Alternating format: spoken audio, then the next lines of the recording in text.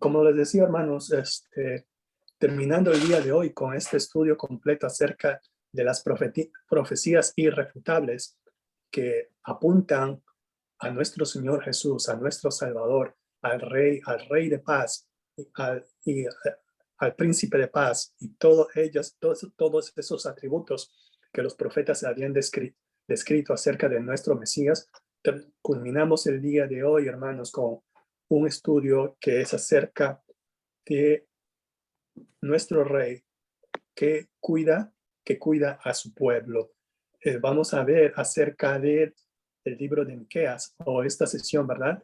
Vamos a ver lo que son las profecías mesiánicas dadas por Miqueas, que no solamente incluye amenazas de juicio para el pueblo de Judá, pero también bendiciones futuras a través de un gobernante como nunca visto y que apacentaría a su pueblo como un pastor. El estudio luego vamos a cambiar el relato al Evangelio de Mateo acerca de estos personajes, de estos magos o estos sabios que vinieron en busca del rey de los judíos que había nacido. Y estos misteriosos hombres del oriente viajaron una distancia considerable a un costo muy grande, buscando de manera diligente hasta que encontraron al niño que nació para ser rey. Hermanos, me acompañan en oración, por favor, para empezar este estudio. Gracias, Señor Padre amado, por un nuevo día. Gracias, mi Señor, que permites, mi Señor, estar conectados de manera electrónica entre mis hermanos, Padre.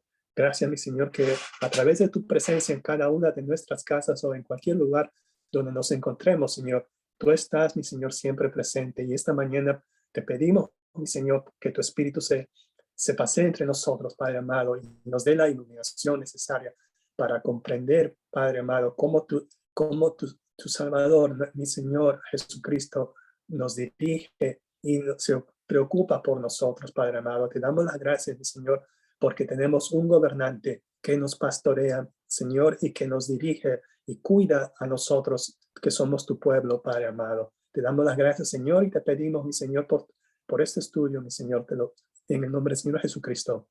Amén. Hermanos, nosotros vayamos a ver ahora en el libro de Miqueas, particularmente en el capítulo 5 del profeta Miqueas. Si bien muchos de los profetas del Antiguo Testamento predijeron la venida del Mesías, solamente Miqueas describió el papel del Mesías como pastor y precisamente nombró el lugar donde él iba a nacer. Miqueas anunció 700 años antes del nacimiento de Jesús dónde nacería.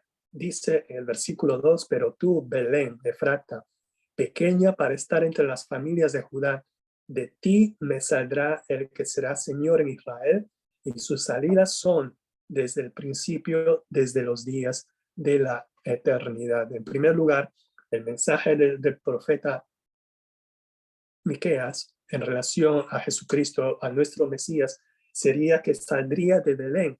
Y particularmente Belén no tenía ningún aspecto especial. Lo único que se podría decir de Belén era que allí también nació el rey David. Por eso dice, pequeña para estar entre las familias de Judá. Y eso es prácticamente lo que Miqueas estaba diciendo en el contexto histórico inmediato. Recordemos, hermanos, si nosotros miramos a este pequeño gráfico que ya prácticamente quizás ya nos hemos cansado de mirar, esto es lo que se conoce como las profecías mesiánicas. Hubo un cumplimiento cercano y hubo un cumplimiento final, un cumplimiento relacionados con el Mesías, pero en cuanto al cumplimiento cercano, posiblemente pudo haber el rey que Miqueas estaba hablando, podría haber sido Zorobabel, pero en el cumplimiento lejano, esta profecía apunta a nuestro Señor Jesucristo como el máximo cumplimiento de esta promesa de un rey que traería la paz y traería la justicia a un primer plano. Miqueas describió al Mesías como un gobernante, dice, ¿verdad? Un gobernante, el que gobernará a Israel. Por eso dice, alguien que será Señor en Israel, un gobernante en Israel. La palabra que dice me saldrá, cuando estamos en el versículo 2, cuando dice de ti me saldrá, ¿a qué se refiere me saldrá? Esto enfatiza la deidad de este gobernante, puesto que el mismo Señor Dios lo enviaría a reinar. Y tenemos también otro aspecto, ¿verdad? Que en este versículo 2 dice, sus salidas son desde el principio, desde los días de la eternidad. En otras palabras, en las otras traducciones más contemporáneas dicen sus orígenes de este rey, sus orígenes se remontan hasta la antigüedad, hasta tiempos inmemoriales. En otras palabras, el Mesías anticipado sería el Señor eterno. Y eso es también, ese es otro de los atributos de nuestro Señor Jesucristo. La primera parte del versículo 3 podría ser también un poquito confuso, pero dice, ¿verdad? Pero los dejará hasta el tiempo que dé a luz a la que ha de dar la luz, y el resto de sus hermanos se volverá con los hijos de Israel. Pareciera, ¿verdad?, que aquí hay un poco confuso. Miqueas estaba refiriéndose al contexto de todo su mensaje de Miqueas, que era el juicio acerca de Samaria y el juicio acerca de Jerusalén. El pueblo de Judá no podía imaginar que serían abandonados, pero los dejará, dice el versículo 3. Esta parte que dice los dejará significa que los abandonará, los entregará, porque eran un pueblo elegido, pero ellos no se imaginaban cómo es que siendo ellos el pueblo elegido por Dios, que el mismo Dios los iba a abandonar. Pero esto tenía un aspecto de juicio del Señor para su pueblo. La imagen de una mujer que ha de dar a luz, naturalmente era una alusión al dolor que el pueblo de Dios experimentaría cuando dice, ¿verdad?, la mujer. Pero este aspecto de mujer, ella dice, ¿verdad?, la que ha de dar a luz, se refiere a la hija de Sión. Eso es lo que dice Isaías, ¿verdad? Hija de Sión se refiere al pueblo de Israel. El juicio de Dios será temporal, no sería para siempre, hermanos, y esto también es algo que nosotros también tenemos que ver. Ese juicio de Dios no sería para siempre. ¿Por qué? Dice, ¿verdad? Porque llegará este rey y él estará, dice, esta esperanza, esta liberación será solamente temporal, porque este rey estará, dice, y esta imagen de estar es la de un rey que asume su trono. Eso significa estará, en otras palabras, significa estará de pie. Miqueas también explicó que en algún momento en el futuro, este gobernante asumirá este papel y gobernaría, dice, con poder de Jehová. Uno de los resultados del gobierno del pastor de Dios sería que su pueblo moraría seguro, dice el versículo 4. Y el versículo 5, la primera parte del versículo 5, dice que, bueno, la última parte del versículo 4 dice, su gobierno llegaría hasta los confines de la tierra. Su paz no se limitaría a la tierra solamente de Israel, sino que llegaría a todas las naciones. La pregunta que nosotros podríamos hacernos, ¿verdad? ¿Qué nos llama?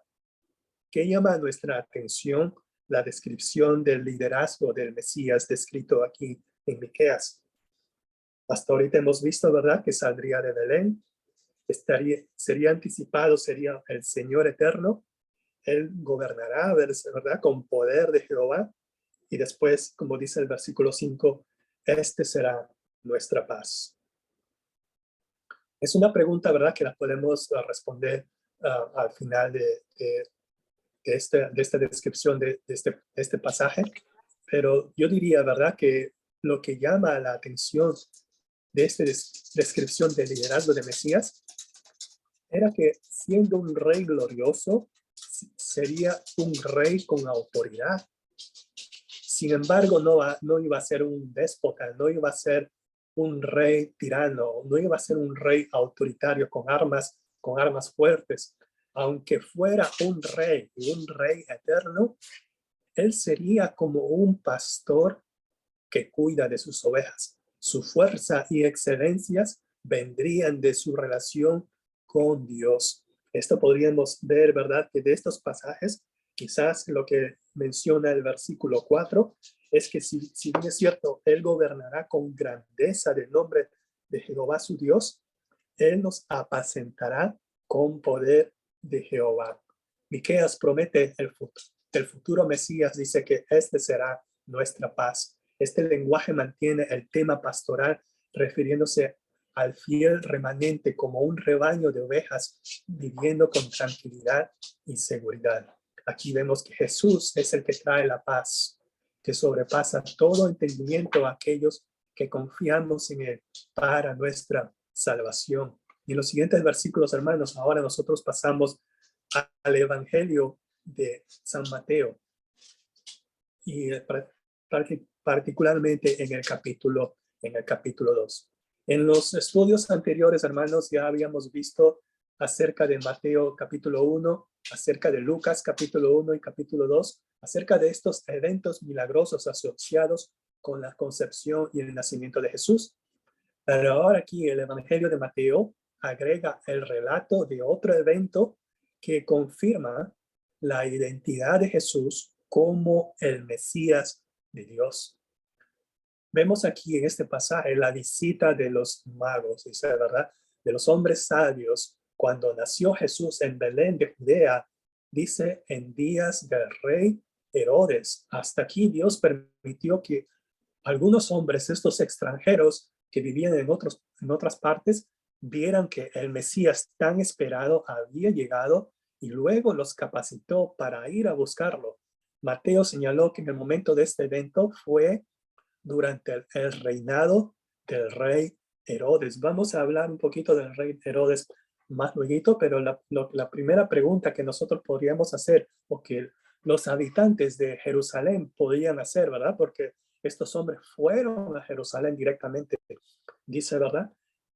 Nosotros, si estuviéramos viviendo en Jerusalén, diríamos, ¿quiénes son ustedes, ¿verdad? ¿Y cómo saben ustedes acerca de este rey?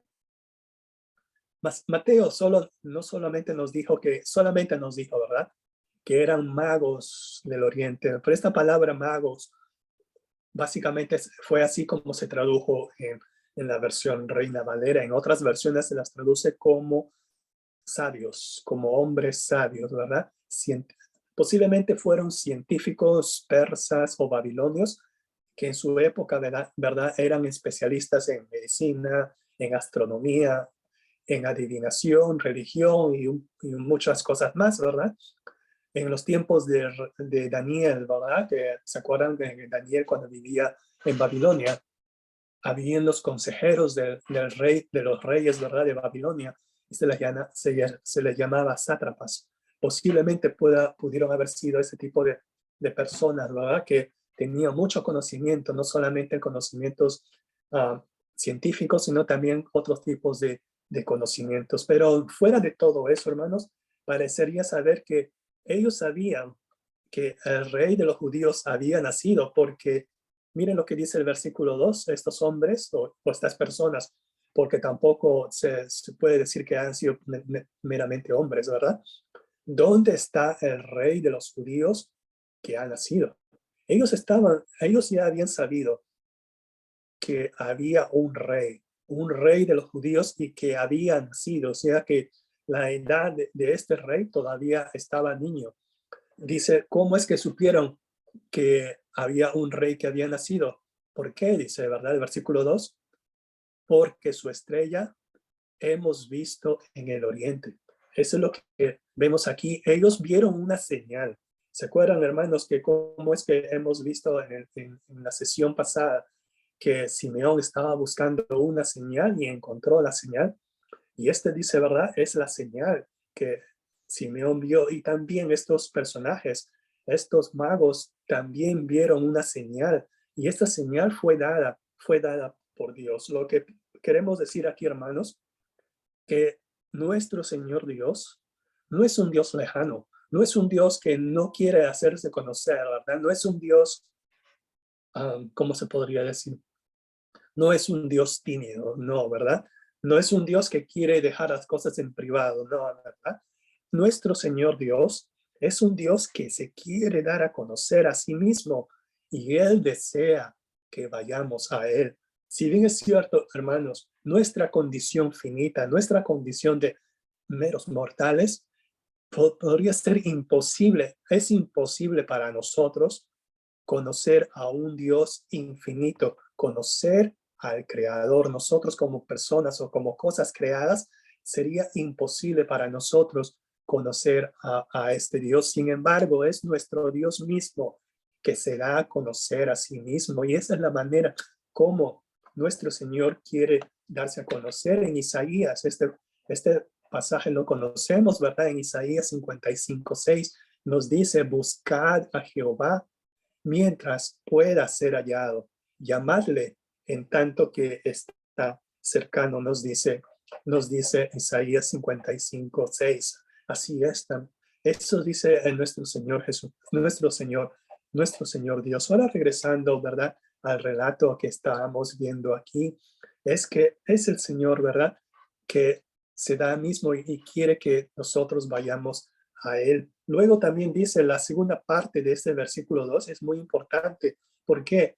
Porque no solamente era que estos magos querían satisfacer su curiosidad para conocer a este Dios, sino que iban a adorarle, a este rey de los judíos que había nacido. No solamente lo querían ver, ¿verdad? Oh, qué bonito, mira, ya le salieron sus primeros dientecitos, o cualquier otra cosa. No, ellos fueron, ¿verdad?, para adorarle. El detalle más importante de este versículo 2 es que ellos quisieron adorarle a este rey de los judíos. Podemos aquí que la verdadera adoración a Dios requiere un conocimiento básico de quién es Dios. Mateo se centró principalmente en las acciones de estos hombres. La adoración viene de un lugar, ¿verdad? Viene de nuestros propios espíritus. La adoración, hermanos, siempre tiene que estar reservada, pero solo para Dios. En Mateo capítulo 4, versículo 10, déjenme ver si lo tengo aquí. No lo tengo aquí, ¿verdad? Ups, perdón. Ok, estamos aquí. Mateo 4, versículo 10. Esa fue la respuesta de nuestro Señor Jesús a las tentaciones de Satanás. Nuestro Señor Jesús dice: porque escrito está, al Señor tu Dios adorarás, y qué más, y a Él solo servirás. Eso es lo que vemos aquí. Nuestra adoración, hermanos, solamente es a Dios, solamente a Dios, tanto a Dios Padre, Dios Hijo y Dios Espíritu Santo, y solamente a Él nosotros le debemos servir. Esta verdadera adoración a Dios requiere, en primer lugar, un conocimiento básico de Dios. El versículo 3, en la versión que tenemos aquí, hermanos, dice: oyendo esto, el rey Herodes se turbó y toda Jerusalén con él. Aquí tengo otra traducción, ¿verdad? Dice: el rey Herodes y todos los habitantes de Jerusalén se pusieron muy nerviosos cuando oyeron hablar de esto. ¿Por qué, hermanos? ¿Por qué, en primer lugar, Herodes podría sentirse nervioso, podría sentirse perturbado, mortificado, cualquiera fuera la palabra o el significado de esta palabra turbarse? Herodes el Grande, como así se le conocía, ¿verdad? Hello, dice: yo soy el grande. Así hay a veces algunos que conocemos, ¿verdad? O a veces nosotros mismos decimos, ¿verdad? Nosotros somos el más, ¿verdad? Somos el grande. Pero él había asumido el trono del rey de Judea mediante maniobras políticas y una fuerza asesina. Él no tenía reparos, inclusive él mandó matar a sus familiares con el fin de quedarse como rey.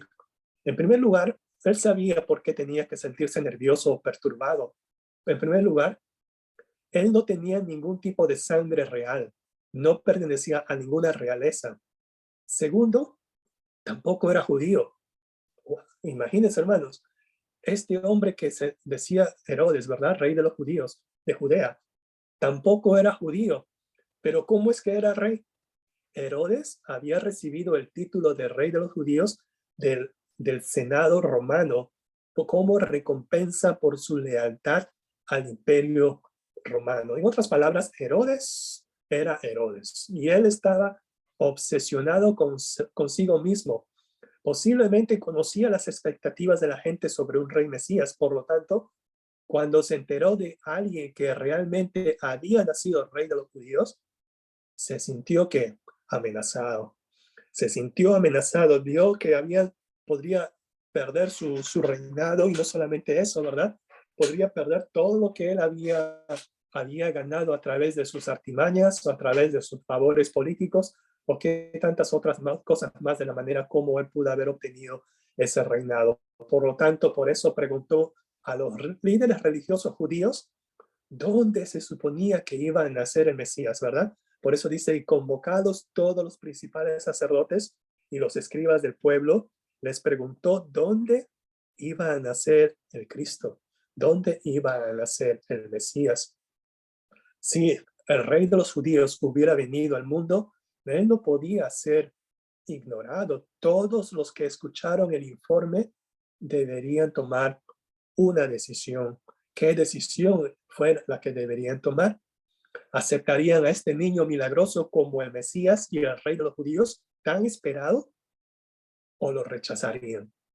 Su posición como rey de reyes y señor de señores, hermanos y hermanas, el día de hoy, exige una respuesta de nosotros también. O nos rendiremos a su señorío, o simplemente los rechazaremos. Esto también podemos ver, hermanos, esta pregunta también muy importante. ¿Por qué las buenas nuevas de salvación?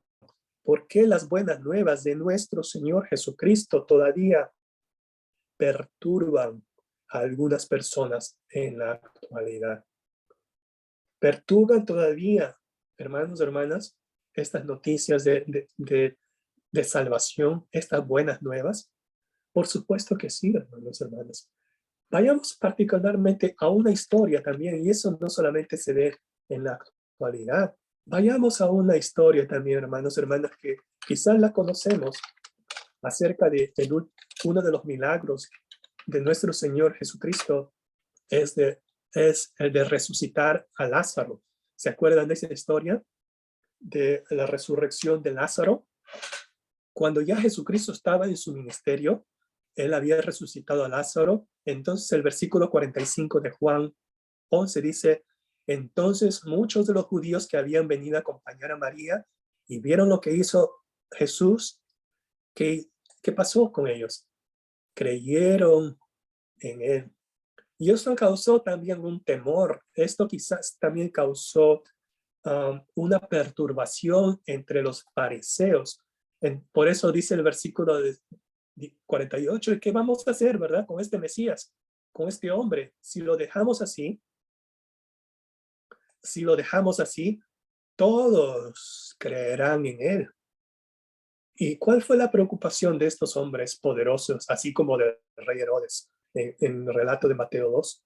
¿Cuál fue la preocupación de ellos? La preocupación de ellos no fue qué va a pasar, ¿verdad? Mucha gente va a creer en él, se van a salvar, ¿no? Ellos estaban más preocupados en su posición y en sus posesiones. Repito, ellos estaban más preocupados en su posición y en sus posesiones. Estaban preocupados porque dice, ¿qué va a pasar? Vendrán los romanos, ¿qué dice? Y destruirán nuestro lugar santo. Aquí vemos sus posesiones, y destruirán nuestra nación. Aquí vemos su posición. Esto también pasó en los tiempos de Jesús, cuando él estaba en la plenitud de su ministerio.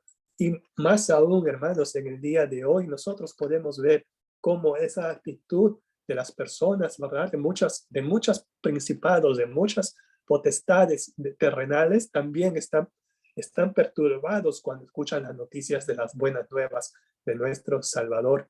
Entonces, ahora regresando a la historia, hermanos, cuando los líderes judíos fueron a Herodes, le dijeron que el Mesías nacería en Belén de Judea. Sabían que este era el lugar debido a la profecía que se encuentra en Miqueas, en el capítulo 5, que lo leímos hace unos minutos atrás. Jesús es el rey pastor del que habló el profeta Isaías.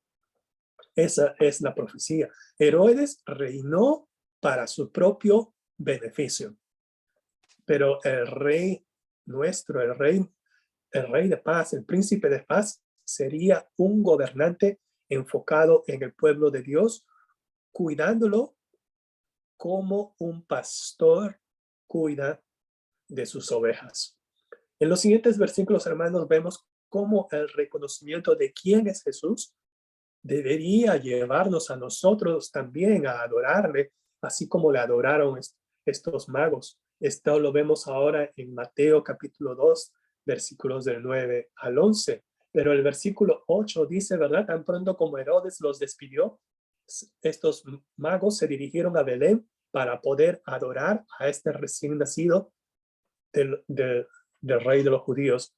Pero al decir recién nacido, hermanos, quizás, ¿verdad? La tradición, la cual nosotros hemos sido enseñados acerca de estos hombres, ¿verdad? De estos magos. En primer lugar, no fueron tres, ¿verdad? No se sabe cuántos fueron, pero fueron obviamente más de uno, porque se habla de manera plural. Segundo, no tenía el nombre, no decía en ninguna parte se dice, ¿verdad?, cuáles eran sus nombres. Y tercero, ¿verdad? Ellos no aparecieron cuando el niño Jesús todavía estaba en el pesebre. Ellos prácticamente ya Jesucristo estaba en una casa, ¿verdad? Por eso eso es lo que dice, a ver, ¿en qué versículo está? Ok, el versículo 11. Dice, y al entrar en la casa, o sea, ya la familia José, María y Jesús ya estaban viviendo en una casa, ¿verdad? O sea, en otras palabras, el niño Jesús podría haber estado entre 1 año de edad y 2 años de edad. Más o menos es más o menos la edad que los eruditos calculan que la edad que ya tenía nuestro Señor Jesucristo, ¿verdad? Pero aún así todavía estaba siendo niño. Entonces, ahora regresando, ¿verdad? Obviamente Herodes les estaba mintiendo cuando les pidió que regresaran, ¿verdad? Cuando les dijo, hoy cuando vayan y vean al niño, díganme dónde está, ¿verdad? ¿Para qué? Dice, para que yo también vaya y lo adore, dice el versículo 8. Pero en los versículos 16 y 17, que no lo vamos a ver, pero sí, ¿verdad? Usted, si lo desea, puede verlo en su casa. Podemos ver ahí en esos versículos 16 y 17 de Mateo 2 las verdaderas intenciones de Herodes, ¿verdad? ¿Cuáles fueron sus verdaderas intenciones? Milagrosamente, la estrella se adelantó a estos magos y se les presentó, ¿verdad? En este pequeño pueblo y luego se detuvo sobre donde estaba el niño, dice el versículo 9. Cuando se adelantó a ellos, ¿verdad? Dice, se detuvo donde estaba el niño, en lugar de simplemente de qué, ¿verdad? Se regocijaron, dice el versículo 10. El versículo 10, como dice, ¿verdad? El relato, dice de los magos, ¿verdad? Y al ver la estrella, se regocijaron. Solamente dice eso, hermanos. ¿Qué más? Se alegraron, ok, mira, aquí está, ¿verdad? No, dice, ¿verdad? Mateo dice, y se regocijaron con grande gozo, pero todavía dice más. No solamente se regocijaron con grande gozo, sino que se regocijaron con muy grande gozo. Hermanos, esta es una expresión que a veces no se puede traducir de la manera como fue escrita en el griego original, pero es una expresión de alegría, de júbilo, de algo que no tiene una alegría con desborde, ¿verdad? Que no se podría describir. Se regocijaron con muy grande gozo. Eso es algo, hermanos, que es un encuentro con Jesús, es motivo de una alegría sin límites, de una alegría abrumadora. Mateo escribió aquí acerca de que estos magos, dice, entraron, dice, a la casa, vieron al niño con su madre María. ¿Y qué más hicieron, hermanos? Se postraron. Ellos adoraron al niño Jesús y le ofrecieron presentes. Los magos cayeron de rodillas, adoraron a Jesús y le ofrecieron estos presentes, ¿verdad? De oro, incienso y mirra. También ahora, hermanos, la pregunta para nosotros, una manera nosotros en adorar, para adorar a nuestro Señor, es también qué presente nosotros le podemos dar a Él. Él que nos ha dado tanto, hermanos, hermanas. Él nos ha dado la vida eterna. Él nos ha dado esta paz, hermanos, hermanas, esta paz que sobrepasa todo entendimiento. Cuando Mateo 4:10, que lo habíamos visto, que dice, al Señor Dios adorarás y a Él solo servirás. La manera como nosotros adoramos a nuestro Señor Jesús, a nuestro Señor Dios, es a través de nuestro servicio. ¿Cómo le servimos a Él, hermanos y hermanas? Con los regalos que Él ya nos ha dado, ¿cómo es que nosotros podemos usar, ya sea nuestros talentos, ya sea nuestras, ¿cómo se dice? Nuestros dones espirituales? ¿De qué manera nosotros podemos darles este presente a nuestro Señor con este servicio que nosotros le podemos dar? En los estudios anteriores habíamos visto que la manera como nosotros podemos adorar a nuestro Señor es a través de la manera como nosotros renunciamos a nosotros mismos. En otras palabras, siendo humildes, siendo siempre serviciales. Ahora aquí también nosotros podemos adorarle a nuestro Señor a través de nuestro servicio. Estos regalos, como vemos aquí, ¿verdad? Que dice el versículo 11, el oro para su realeza, el incienso para su deidad y la mirra para su humanidad, reflejan la adoración de los sabios. Nuestra respuesta al Mesías también debe ser adoración. Jesús vino a darnos un regalo increíble, la salvación y la vida eterna. Cuando recibimos el don de la gracia y el amor, nuestra respuesta debe ser adorarlo también. En la sesión anterior habíamos recalcado, hermanos y hermanas, acerca de este regalo de la salvación y la vida eterna. Este regalo es también para que nosotros lo usemos, nos alegremos hoy, hermanos, hoy desde el momento que hemos recibido la salvación del Señor Jesús. También es una manera de nosotros de ser un motivo de una alegría abrumadora. No es para que sea en el momento que nosotros dejemos esta tierra, hermanos. Es para hoy, hermanos. Es para hoy, es cuando nosotros debemos estar alegres de manera abrumadora. Y debemos estar alegres apenas, ¿no? ¿Verdad? Debemos estar alegres y con muy grande gozo. ¿Cómo es que podemos concluir en esto, hermanos, hermanas?